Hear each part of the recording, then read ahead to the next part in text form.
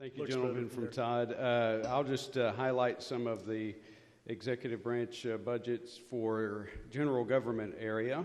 The Office of Homeland Security increases restricted funds by $1.1 million in each fiscal year to meet the contractual obligations for commercial mobile radio services. Appropriates $7.5 million to complete the statewide deployment of next generation 911 services.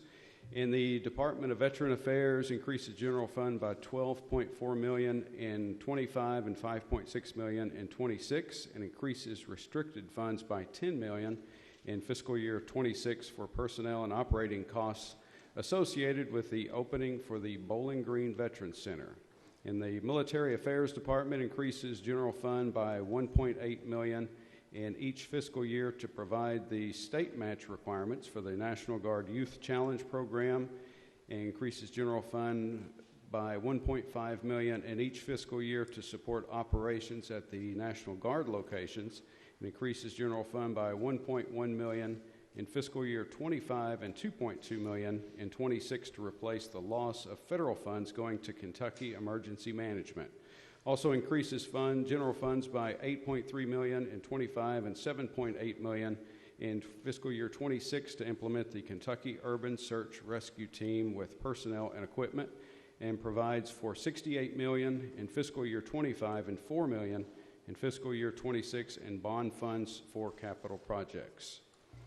In the Attorney General's office, increases restricted funds by $20 million in fiscal year 25 and $15 million in fiscal year 26 to support the Body Armor Grant Program. That's for grants to local law enforcement for the purchase of needed body armor.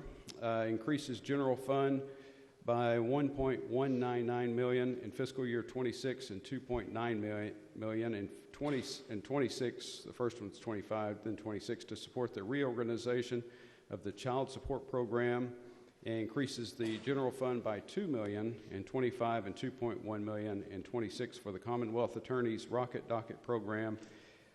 In the Department of Agriculture, increases general fund through the tobacco settlement funds, support to the Farms to Food Banks Program by $250,000 in 25 and $400,000 in fiscal year 26, and increases general fund through the Tobacco Settlement Fund to support the Rural Mental Health, Suicide Prevention, and Farm Safety Program by $500,000 in each fiscal year, and places the program solely under the Department of Agriculture.